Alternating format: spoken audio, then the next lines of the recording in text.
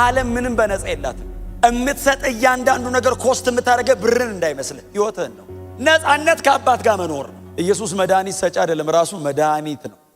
ሉቃስ ወንጌል ምዕራፍ 15 ከቁጥር 11 ጀምሮ በጌታ በኢየሱስ ክርስቶስ ስም አነበዋለሁ እስከ ቁጥር 24 ድረስ እንደዚህ ይላል። ደግሞም ኢየሱስ እንዲህ አላቸው፣ አንድ ሰው 2 ልጆች ነበሩት። ከነርሱም ታናሹ ልጅ አባቱን አባቴ ሆይ ከሀብት ድርሻዬን ስጠኝ አለው። አባትየውም ሀብቱን ለልጆቹ አካፈላቸው። ብዙም ቀን ሳይቆይ ታናሹ ልጅ ድርሻውን ሁሉ ጠቅልሎ ወደ ሩቅ አገር ሄደ። በዚያም ይልና እኔ አዲሱ መደበኛ ትርጉም ነው ያስኩት፣ በዚያም በማጋጣነት ንብረቱን አባከነ። እርሱም ያለውን ሁሉ ከጨረሰ በኋላ በዚያ አገር ሁሉ ጽኑ ራብ ሆነ፣ ይቸገርም ጀመር። ስለዚህ ከዚህ አገር ነዋሪዎች አንዱን ተጠጋ። ሰውየውም አሳማ እንዲቀልብለት ወደ እርሻው ላከው። አሳማዎች የሚመገቡትን አሰር እንኳ ለመብላት ይመኝ ነበር። ነገር ግን ይህን እንኳ የሚሰጠው ሰው አልነበረም። ልብ በገዛ ጊዜ ግን እንዲህ አለ፣ ስንቱ የአባቴ ሰራተኛ ምግብ ተርፎታል፣ እኔ ግን እዚህ በራብ ልሞት ተቃርቤያለሁ።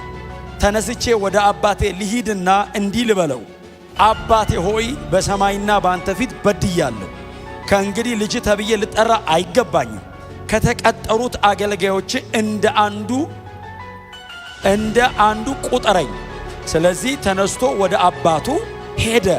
ነገር ግን እርሱ ገና ሩቅ ሳለ አባቱ አይቶት ራራለት።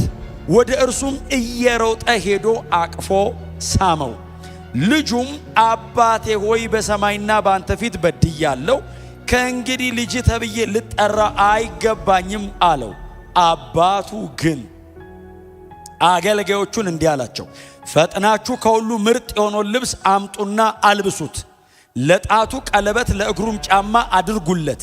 የሰባውንም ፍሪዳ አምጡና እረዱ፣ እንብላ እንደሰት። ይህ ልጄ ሞቶ ነበር፣ አሁን ግን ሕያው ሆኗል፣ ጠፍቶም ነበር ተገኝቷል። ከዚያም ይደሰቱ ጀመር። የዚህ የሉቃስ ወንጌል ምዕራፍ 15 ላይ ጌታችን ኢየሱስ ክርስቶስ እንግዲህ በዛ ለነበሩ ለፈሪሳውያንና ይከተለው ለነበረው ሕዝብ የሰጠው ትምህርት ነው ወይንም ያስተላለፈው ሐሳብ ነው። ከምዕራፍ 15 ቁጥር 1 አካባቢ ጀምሮ ኢየሱስ ለምን ይህንን ምሳሌ እንደሰጠ ምናልባት እናንተ ጊዜ ሲኖራችሁ ወደኋላ መለስ ብላችሁ ማንበብ ትችላላችሁ። ጌታ ኢየሱስ ክርስቶስ ከኃጢአተኞች ጋር ነው የሚውለው፣ ከቀራጮች ጋር ነው የሚውለው፣ ከአሳ አጥማጅ ጋር ነው የሚውለው። የተለያየ በደል ካለባቸው ሰዎች መካከል ኢየሱስ አይጠፋም። እና ለምንድነው ከኃጢአተኞች ጋር የምትውለው? ለምንድነው ከአንዳንድ ምናልባትም ደግሞ እዚሁ መጽሐፍ ላይ የተዘረዘረ አለ ከነሱ ጋር ለምንድነው የምትውለው ሲሉት ጌታ ኢየሱስ ክርስቶስ እንግዲህ የሰው ልጅ የጠፋውን ሊፈልግ ነው የመጣው አላቸውና ደህና የሆኑ ሰዎች እኮ መድኃኒት አይፈልጉም፣ የታመመ ሰው ግን መድኃኒት ያስፈልገዋል። ስለዚህ እኔ መድኃኒት ስለሆንኩኝ የታመሙ ሰዎች አካባቢ አልጠፋም። ኢየሱስ መድኃኒት ሰጪ አይደለም፣ ራሱ መድኃኒት ነው። ኢየሱስ ራሱ ነው መድኃኒት። እሱ ነው ብንወስደው፣ እሱ ነው ወሰድነው፣ እሱን ወስደን ነው ፈጽሞ ደህና የሆነው። ምንም አይነት መድኃኒት ለአንዱ ስትወስዱ ለሌላው ይጎዳል። ኢየሱስ ሲገባ የማይፈውሰው ነገር የለም። መንፈስንም ነፍስንም ስጋንም አጥንትንም ነው የሚፈውሰው። ኢየሱስ ሕይወት ላይ ሲገባ የማይነካው የማይፈውሰው በክርስቶስ ምክንያት ደህና የማይሆን ነገር የለም። በእውነት እርሱ መድኃኒታችን ነው። ታማሚዎች ስለነበርን ፈልገነዋል፣ ፈልጎን መጥቷል፣ ወስደኑ ድነናል። ክብር ለኢየሱስ ይሁን።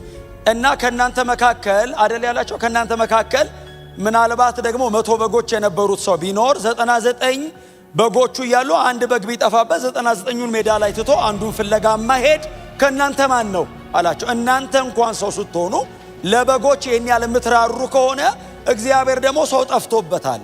ስለዚህ ደና ነን የምትሉትን እናንተን ሰብስቦ እዚህ ጋር ያስቀምጣል።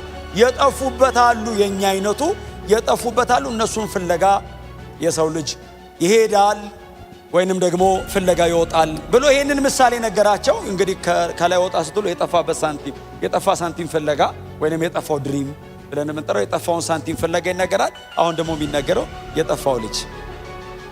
እኔ በእውነት ዛሬ ስለጠፋው ልጅ አይደለም ብዙ የምናገረው፣ ግን የጠፋው ልጅ መናገር አይቀርም። አባትየው ነው የሚገርመኝ። የአባት ልብ በጣም ነው የሚገርመው። በእውነት ልጁን ቤት ውስጥ የሚያኖረው የአባቱ ልብ ነው። እንጂ ልጁ የሰራው ስራ ሞት ነው የሚያስፈልገው። የአባት ልብ ነው የሚያኖረን። የአባት ልብና አባትን አንደርስታንድ ማድረግ አብ በምን አይነት መውደድ እንደወደደን እንዴት እንደተቀበለን ሰው አብን አንደርስታንድ ማድረግ አለበት። አባትን አንደርስታንድ ማድረግ አለበት። ቤት ውስጥ የመኖር አቅማችን፣ የመኖር ነፃነታችን፣ የመኖር ዋስትናችን የአብ ልብ ነው። የቤቱ ባለቤት፣ የቤቱ መሪ፣ የቤቱ ራስ የሆነው የእርሱ ልብ ነው። ክብር ለኢየሱስ ይሁን። እና በአንድ ሀገር አንድ ሰው ነበር ይላል አይደል? ሰውየው ባለጠጋ ነው። 2 ልጆች ነበሩት ይላል። ኦብቪየስሊ 2 ልጅ ካለው አንድ አይነት ልጅ አይኖርም ቤት ውስጥ ሁሌ 2 ከሆኑ የተለያዩ ናቸው። የመጀመሪያ ልጅና ሁለተኛ ልጅ በጣም ዲፍረንት ናቸው። በጣም ዲፍረንት ናቸው፣ የተለያዩ ናቸው። እና እዛም ቤት ያሉት 2 ልጆች ናቸው። በጣም የተለያዩ ናቸው። የኛ አይነት ናቸው። የኛ አይነት ናቸው። 2 ናቸው። 2ቱ ሁሉንም መወከል ይችላሉ ባይዘው። እና 2 ልጆቹ እያሉ አንደኛው ትንሽ ልጅ ነው። በጣም ብዙ ጊዜ አስቸጋሪ። ትንሽየው ልጅ መጣና አባቴ አለው፣ አቤት ድርሻዬን ስጠኛል። ከመሬት ተነስቶ ድርሻዬን ካልሰጠኝ ሲለው አባት አልሰጥህም አላለው። እንካ አንተን ድርሻ አይደለም ያለው ባይዘው፣ ለሁለቱም ድርሻቸውን እኩል አካፈለ ይላል። አንተም ትልቅየው ድርሻ ይሄ ነው፣ አንተ ደግሞ ትንሽየው ድርሻ ይሄ ነው ብሎ ካካፈለ በኋላ ልጅየው ድርሻውን የጠየቀበት ምክንያት አለ ባይዘው። መጽሐፍ ሲናገር ብዙም ሳይቆይ ይላል። ሳነባው አስተውላችሁ ከሆነ ድርሻውን የፈለገው ነፃነት የሚመስል ባርነት ውስጥ ለመግባት ነው። ነፃነት ከአባት ጋር መኖር ነው። እና ነፃነቱን ለመግዛት አስቦ ነው እሱ ቤት ውስጥ ያለውን ያንን ሴኩሪቲ፣ ያንን በአባቱ ጥላ ስር ያለውን እያንዳንዱን ጥበቃ ልጅ ትንሽ ስለሆነ አንደርስታንድ አላረገውም። ያሰረው ነው የመሰለው፣ የገደበው ነው የመሰለው። ሴኩሪቲው አባቱ ስር ነው። እረፍቱ ያለው አባቱ ስር ነው። የሚከበረው የሚወደደውም አባቱ ስር ነው። ልጁ ግን አልመሰለውም። የራሴ የሆነውን ነገር እፈልጋለሁ ብሎ ድርሻችንን ስጠን ሲለው ድርሻውን ሲሰጠው ብዙ ሳይቆይ ልጁ አባቱ የሰጠውን ንብረት ይዞ ወደ ሌላ አገር፣ እንደውም ወደ ሩቅ አገር ነው ሄደ የሚለው። ሩቅ አገር ሄደ። ማድረግ የሚፈልገው ነገር አለ ልብ ውስጥ። በጣም በትህትና በእውነት ጎናቸው ያለ ሰው አባት ቤት ነው ነፃነት ያለው በሉት። አዎ በእውነት ከእግዚአብሔር ቤት ወዴትም አንሄድ። ምናልባት በጣም ትንሽ ልቡ የኮበለለ ሰው ካለ ዛሬ በእውነት ከዚህ ሰው እንድንማር ጌታ ኢየሱስ ነግሮናል። እኛ ዋጋ እንዳንከፍል ዋጋ የከፈሉ አሉ ከፊት። በጣም ልጆች ስለሆንን እንታለላለን። በጣም ልጆች ስለሆንን ደጅ ያለው ነገር አንዳንዴ ያጓጓናል። ውሸት ነው፣ ጨለማ ነው፣ ሞት ነው። አልቲሜትሊ ደጅ ያለው ነገር የሚፈልገን ሊገለን ነው። እንድንኖር የሚፈልገው አባታችን ብቻ ነው። በህይወት ሊያየን የሚጓጓው አባታችን ብቻ። ግን አያችሁ በፈቃድ ስለሆነ የሚያኖረው አልፈልግም አለ ልጅ። እምቢ ሲል አባት ማስገደድና ማስጨነቅ የሚችልበት ሌቭል አይደለም። ኦሬዲ ይሄኛው ትንሹ ማቹር አድርጓል። ንብረት ማንቀሳቀስ ይችላል የሚል ደረጃ ደርሷል። ሩቅ ሀገር ሄደልና ገንዘቡን አባከነው ይላል። እንግዲህ የቀድሞ ትርጉም እኔ ያስኩት አዲሱ መድኃኒት በማጋጣነት የሚል ከባድ ቃል እኔ ሳነበው ባለለው ደስ ይለኝ። ግን ጥሩ ነው በእውነት በጣም ቸርች ውስጥ ነው ያለነው። በእርግጥ እንደዚህ አይነት ህይወት ውስጥ የምንሄድ ሰዎች አንኖርም። ግን እንዳትሄዱ ብዬ በመጋጣነት ገንዘቡ ነው በተነው ይላል እና ጨረሰ ገንዘቡ። እሱ ገንዘቡን ሲጨርስ በዚያ ምድር ላይ ታላቅ ረሃብ መጣ ይላል። አንደኛ የሰው ሀገር ሰው ነው፣ በእንግድነት ነው ሄደው። አባቱ ጋር አይደለም፣ አጠገቡ የለም ሰው። ረሃብ ሆነ ይላል ምድሪቷ ላይ። በጣም ሲቸገር ከምድሩ ሰዎች መካከል አንደኛው ሰው የቤት ሄደና አስጠጋኛል። እምታዘኝን ስራ በሙሉ እሰራለሁ፣ እባክህ እንደው ትንሽ መጠለያ ካለች ሲለው፣ እንግዲያው እኔ ላንተ ያለኝ ስራ በህጉ የተከለከለ ነው አለው። እሪያ ማርባት በህጋቸው የተከለከለ ነው። እዛ ላይ ዘሌዋዊ ያለበታን እስራኤላዊ አይፈቀደለትም። እና ሰውየው ና አለው፣ እባክህ አሰራኝ ሲለው እሪያ አለኝ አለው። እርሻ ሄድና እሪያዎችን ተንከባከባለሁ፣ መግባቸው፣ እጠባቸው። እሪያ ስታጠባስበዋል። እሪያ ጭቃ ውስጥ ነው የሚኖረው። ባይዘው የሚውለው እንዳይመስልህ ደስታው ጭቃ ነው። አየህ ደጅ እንዳትሄድ የማይጸዳ ነገር ነው የምታጥበው። እሪያ ሜዳ እሪያ እንደ አይወድም ንጹህ ነገር፣ እንደዚህ የሚያምር ነገር አይወድም። እሪያ ወለጭ አርጋ አጥበው መታጠቡን መንጻቱን የማይወድ ኳሊቲ ላይፍ የማይወድ ቫልዩ እማያረግ እንቁን በእሪያ መሃል የሚጥል እኮ ነው ያለው ኢየሱስ። ትዝ ይላችኋል። እሪያ እንቁ ባይዘው ቀይ እንቁ ስታረግለት ቫልዩ የሚያደርገው ጭቃ ነው። ደጅ ያለው እንደሱ ነው እንዳሞክሩት ነው እኮ ኢየሱስ። እስቲ አሜን በሉ። ከዛ ልጅየው ሄደ። እሪያ የእሪያ አሰር ይላል አይደል? እሪያ የሚበላውን ማለት እኮ ነው። እሪያ የሚበላውን እያበላ የመራቡ ልክ አማረው። እሪያው የሚበላውን መብላት አምሮት ግን ማን ይስጠው ይላል። አንተ እሪያ እያበላ ከዛ እንኳን እንዳይበላ ሲያበላ ተቆጣጣሪ ያለው አጠገቡ ቆሞ እንዳይጎርስ። ዓለም ምንም በነፃ የላትም። እምትሰጥ እያንዳንዱ ነገር ኮስት የምታደርገ ብርን እንዳይመስልህ ህይወትን ነው ኮስት የሚያደርግ። ምቾትን እንዳይመስል የሚከለክልህ ህይወትን ነው የሚወስድብህ። እያንዳንዷ ነገር ኮስት የምታደርገ ላይፍ ነው። እና ጌታ ኢየሱስ እንደሱ ምሳሌ እኮ እየሰጠ እኮ ነው።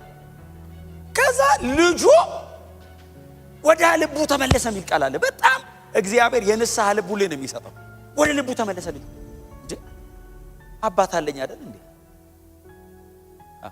ታዲያ ለምንድን ነው አባቴ ቤት ይሄዳል አለና እንደ ልጅ መሆን አልችልም። ለምን? የልጅነት መብቱን ያጣ መሰለው አይደል? የልጅ ንብረት የልጅ የሀፍ ወስዷል። አሁን እሱ መመለስ ቢፈልግ አባትየው ና ተመለስ ቢለው ወንድምየው ራሱ ትንሽ የኔን ደግሞ እንደገና ሀፍ ይዞ ይሄዳል ብሎ እግዚአብሔር ባለጠጋ ነው። ብር ወስደህበት አይጎልበትም። የሰጠህ ይበልጣል። ህይወት ሰጥቷል። እግዚአብሔር ገንዘብ ሰጥቶ በፍጹም የማይተካ ነገር ኦሬዲ ሰጥቷል። እግዚአብሔር ጥላውን የሚፈልገው ባለጠጋና ደሃ ለማድረግ አይደለም፣ ህይወት ሰጥቶ። አየኔና የእግዚአብሔር ቁርኝት ህይወት ነው፣ ትርፍ አይደለም። እግዚአብሔር ያዋጣኛል አያዋጣኝም እያለ አይኖርም ከኔ ጋር። ምንም ነገር ሲያደርግልኝ ልጄ ነው ብሎ ነው የሚያደርግልኝ። ምንም ነገር ሲያደርግልኝ አባቴ ነው። እግዚአብሔር አሰሬ አይደለም። ምንም ነገር እግዚአብሔር ቢያደርግልህ ላንተ ሲል ነው። ቢከለክልህ ቢሰጥህ ትሞታለህ ማለት ነው። ከሰጠህ ደግሞ ቢከለክልህ ታስቸግረዋለህ ማለት ነው። እንደ ኮሃናችን ነው የሚይዘን። እንደምትወደኝ ነው የማውቀው። ምን ያህል እንደምትወደኝ አላውቅም። ምን ያህል አንተ እንደምትወደኝ ይግባኝ። የሴኩሪቲ ጥያቄ የማይኖረኝ ምን ያህል እንደሚወደኝ ሳቅ ነው። አያችሁ፣ አባቴ ንብረቴን አንጣ ብሎ ይሄ ልጅ የሮጠው አባቱ ለሱ ያለው ልብ አንደርስታንድ ስላላረገ ነው። ልጁ የገባው መቼ ነው? ተመልሶ የመጣ ቀን። እንደ ባሪያ ብሆን እንደው ሎሌው ልሁን፣ ከሎሌዎቹ መሃል እንዳንዱ ይቁጠረኝ፣ እንደዛ ትቼው እንደወጣሁት ልጅ በፍጹም አይገባኝም ብሎ ብላቴናው ከእሪያ ሰራው ተመልሶ ወደ እንትኑ ሲመጣ፣ ወደ አባቱ ቤት ሲመጣ መጽሐፍ እንደዚህ ይላል፣ አባቱ በሩቅ አየው። አባቱ በሩቅ ሲያየው እየሮጠ ወደ ልጁ ሮጠ። ልጅ አይደለም የሮጠው፣ አባት ነው የሮጠው። እየሮጠ ሄደ፣ አቀፈው። ሲያቅፈው ልጅ እንደዚህ ያለው አባቴ አለ። አቤት ሲለው አንተንና ሰማይን በድያለሁ አለ። ይሄ በደል አንተን ብቻ አይደለም እግዚአብሔርንም ነው። እንደዚህ አይነት በደል በድያለሁ፣ በቤት እንደ ልጅ ሳይሆን እንደ ባሪያ አርገኝ ሲለው አባት እንደዚህ ያለ አቅፎት። ባሪያና ልጅ የሚል ርዕስ የአባት ርዕስ አይደለም። አይ ልጅ ጋር ነው ያለው። ሪግሬት ስለሚጸጸት ውስጡ ስላለ እንጂ አባት ልጅ ባሪያ የማድረግ ፕሮግራም የለውም። ይመለስልኝ ነው። በእውነት በምንም አጋጣሚ ከእግዚአብሔር ሸሽቼ ሮጬ አምልጫለሁ የምትሉ ሰዎች ካላችሁ፣ አርነት መስሏችሁ ወደ ደጅ ሄዳችሁ ሰዎች ካላችሁ፣ ሞት ነው ያለው። የአባት ልብ አልተቀየረም። ዛሬም እነዚያ የፍቅር እጆቹ ተዘርግተው ኑ አምልኩኝ፣ ኑ ተጠጉኝ፣ ኑ እቅፍ ውስጥ ግቡ። እግዚአብሔር አጠገብ ስንሆን አያችሁ፣ ያ ሙቀት፣ ያ ጠረን፣ ያ ሴኩሪቲ ሁሌ አለ። የእግዚአብሔር እጆች እንደተዘረጉ ናቸው ያሉት። የጠፋውን መፈለግ እግዚአብሔር አያቆም። ያጣውን ልጅ ሁል ጊዜ ይጠራዋል።